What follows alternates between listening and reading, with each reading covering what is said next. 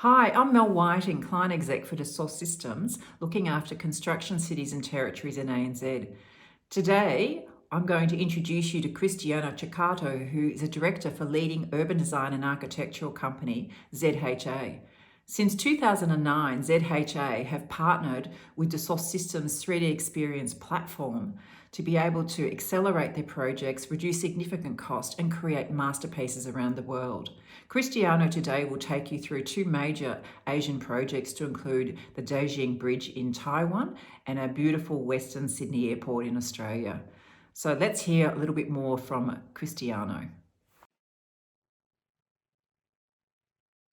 Hello, and welcome to this presentation coming to you from London. Today we will be looking at a couple of themes of design and computational modeling within architecture and construction, and some of the ideas that came from previous attempts at documenting these through the ages, and also from other industries such as aerospace. My name is Cristiano. I'm a director at ZHA in London, and I've been having the good fortune of collaborating with Dassault, amongst others, over many years of design and constructions of projects around the world. The history of modeling for design and construction is not new. It extends all the way back to the birth of the Baroque and Michelangelo, who, through his increasingly complex design, required a more faithful way of investigating design ideas that went beyond the Cartesian artifact, i.e. the drawing. And he began to develop large-scale models, almost the size of furniture, as a way for him and his team and his clients to be able to examine exactly what would be built as a result of the design exercises that he was undertaking. And so the physical model, in this case a highly detailed model, became not just an expressive piece of a design to come, but a real work and design investigation tool that would be used to develop particular designs. None more so than, for example, in his masterwork, the Cathedral for St. Peter in Rome, which was an extremely complex project, and the richness of the design was almost impossible to document through drawings. Some of the drawings were able to study some of the engineering principles, but the ultimate expression and decoration of the building could only be achieved, in this case the dome, through large-scale models that really allowed the team to investigate all possible aspects of the design.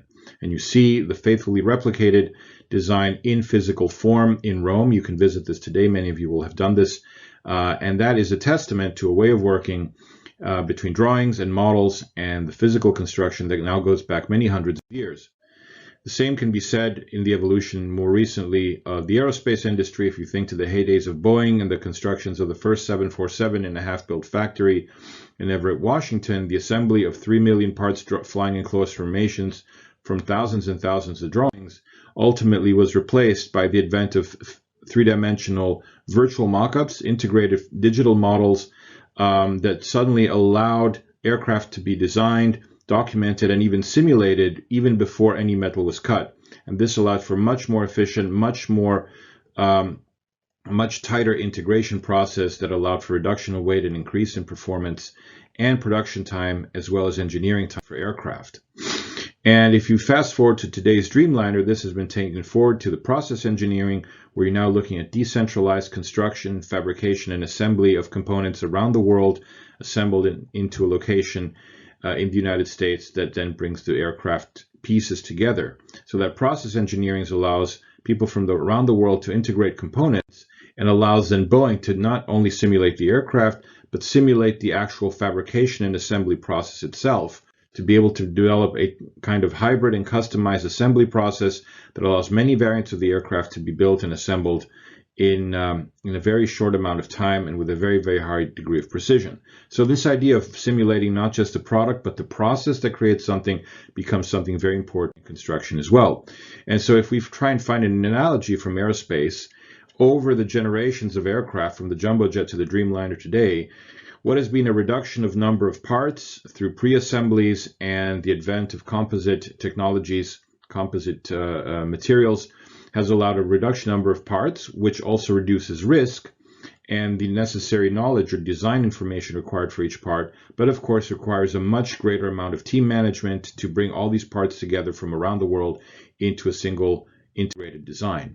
The same can be said for building design and architecture, where again, complex forms have been built since the days of Eero Saarinen through to Gary and some of our more recent work today.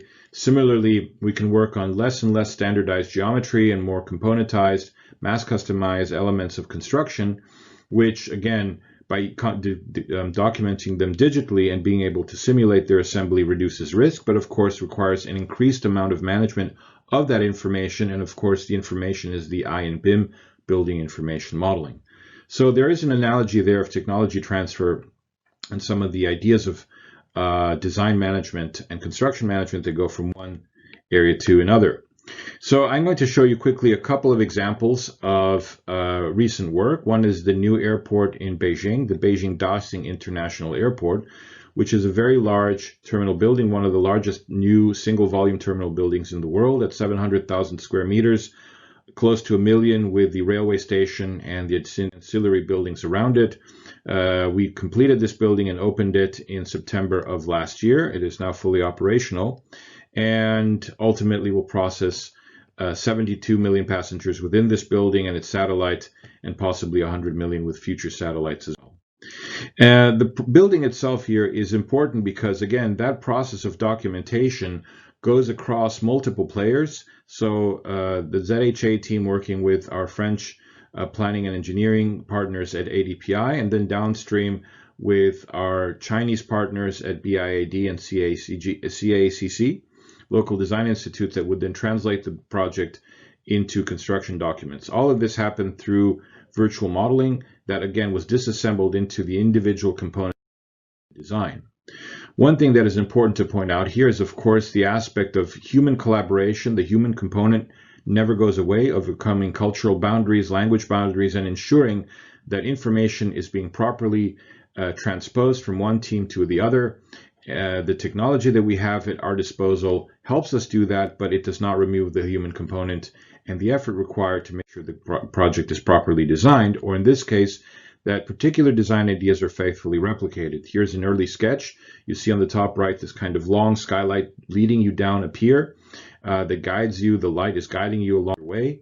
And you see that here now executed in the construction. Again, you see that long skylight. People follow the light through the building. So making sure that these ideas are maintained and translated into built form over a period of 8 years from start to finish is quite important. So you start really from what are initial sketches of long-spanned grid shell roofs, which allow you to have very large spaces spanned with very few columns, allowing for flexibility. Those ideas have to be captured, engineered, and integrated with everything else that makes up a terminal building, from the check-in areas to the retail shopping to the baggage system below, of course, structures, mechanical systems, everything else that goes into a large terminal building, not to mention all the airside aircraft operations required as well. All of this has to come together very quickly within a single environment of information, which is, of course, these large building models. And this could not be possible if that computational power is not available to us. In this case, even coordinating baggage systems with structures and the architectural spaces available to us would not be possible.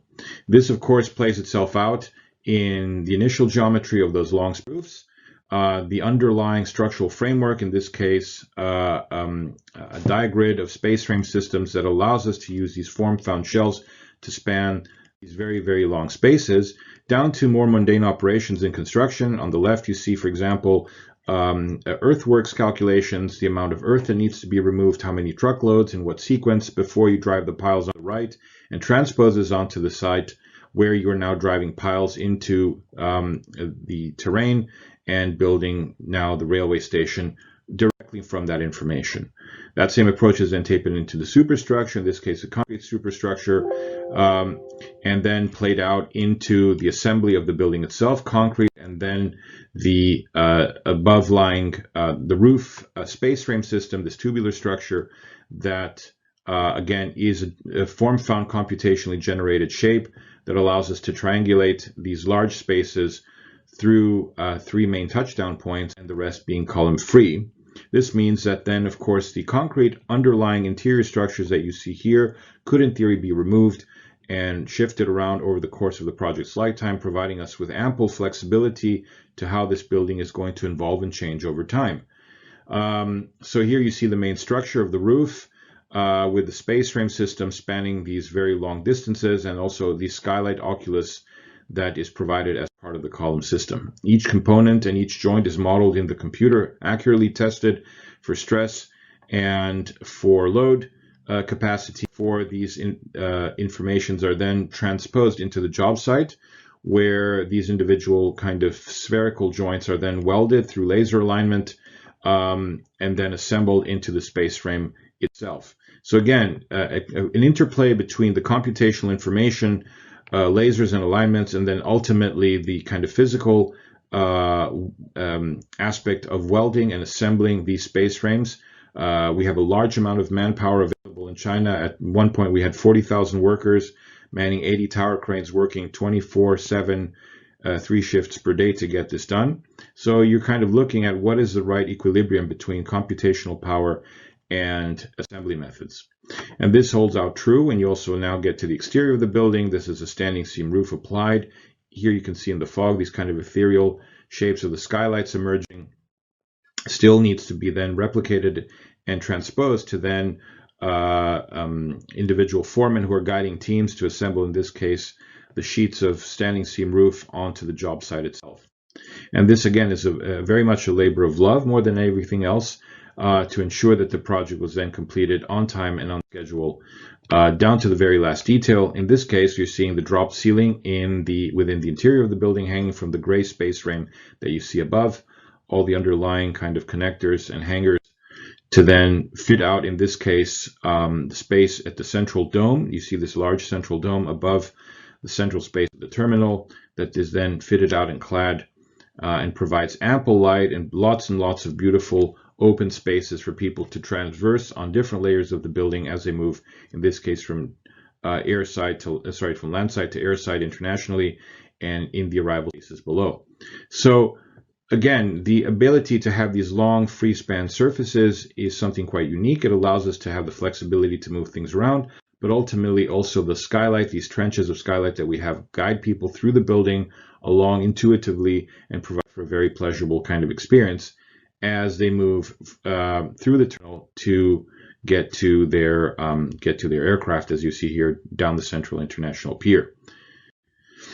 We are also working on other similar projects around the world. One of them is in Australia, in the Western Sydney Airport. So in partnerships with Cox Architecture in Sydney, ZHA are the master architect of the new Western Sydney Airport. As you may know, Sydney is growing very quickly, will almost double in population in the next 20 or 30 years. And it's moving from the blue sort of harbor city that everybody knows, the one with the Opera House and Darling Harbour, increasingly to the west. First, the development of the Central River City at Parramatta, and then further west towards the Blue Mountains with the Parkland City around the Western Sydney Airport as its hub.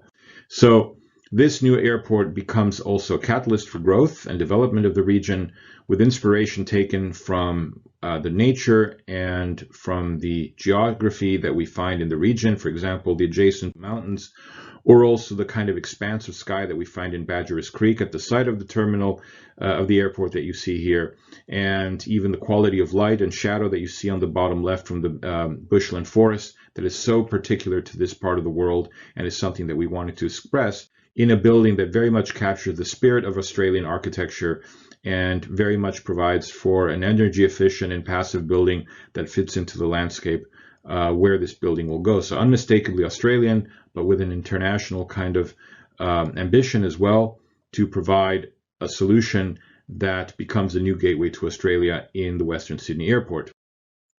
We decided to integrate a number of features that are quite endemic to traditional Australian architecture. For example, a welcoming veranda that shades from the sun, brings people into the departures and arrivals hall, and then these undulating kind of layered internal roofs that provide these, again, kind of long skylights that guide people through the building as they move from the land side to the air side, again, through a multi-layered space that you see here, where in departures, you're passing over arrivals, and also when you arrive, you equally have a beautiful experience as you wait for your bag. You have a view to the spaces above, you see other people departing, and again, have lots of wonderful daylight welcoming you to Australia in a very distinctive space that very much echoes what Australia is today. That, again, is the first of 4 terminals that you see here for the Western Sydney Airport, which ultimately will become probably the largest airport in Australia at 80 million people by the time we reach 2060. So the first terminal should be operational by 2026. So hopefully you'll have the pleasure of enjoying it then. In conclusion, I would also like to show you finally a project that we're currently building in Taiwan. This is the new Danjiang Bridge, which is the world's longest asymmetrical cable-stayed bridge, meaning that we have a single asymmetrical mast instead of 2 that helps us span the isthmus of the Taisui River north of Taipei. This project, again, because we're working between our design team in London, our engineering team in Germany, and then the local engineers and contractors in Taiwan, is built entirely in the cloud, again, using the 3DX system.